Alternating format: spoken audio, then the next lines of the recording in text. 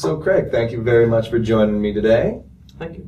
So I came across an article you wrote on the Priority Learning website, and in it you discussed the difference between a manager's responsibility and a leader's responsibility.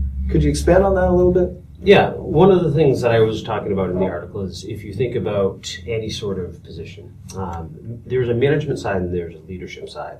The management side is those tangible things that everybody needs to get accomplished in their job.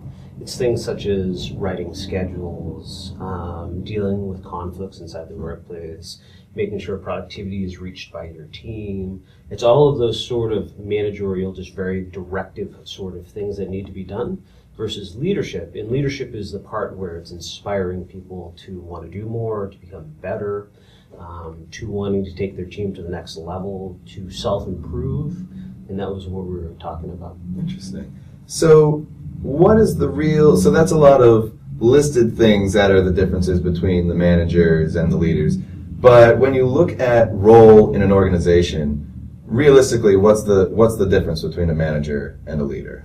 Well, you need both an inside of any sort of institution, because that management side is really that sort of that authoritative. It's all about authority. It's all about doing the job, and this is how you do it, and that's pretty much it. If you work in an organization that strictly deals with just management, you sometimes don't get people or inspire people to want to do more.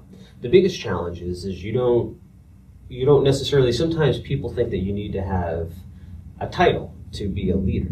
And one of the biggest things that we always discuss is everybody's a leader inside of their workplace and also in their personal lives. One of the big things that we always challenge people to do is to take a leadership role.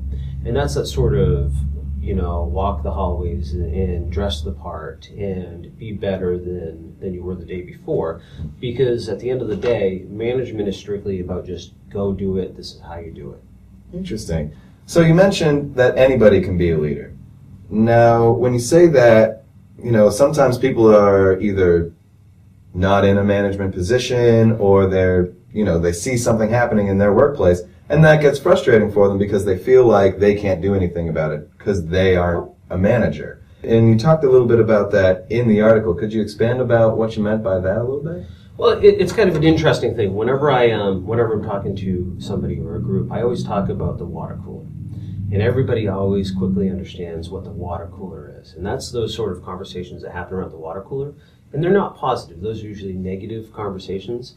Those are informal leaders. Those individuals have a leadership stake within the organization. It may not be a positive stake, but they get heard, people kind of listen, and you can see them all shaking their heads going, yeah, I can't believe that manager did that, and did you hear what Sally did? And those sort of elements.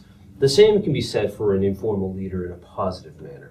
Just because you don't have a management title doesn't mean that you cannot be a leader in your organization and also in your community.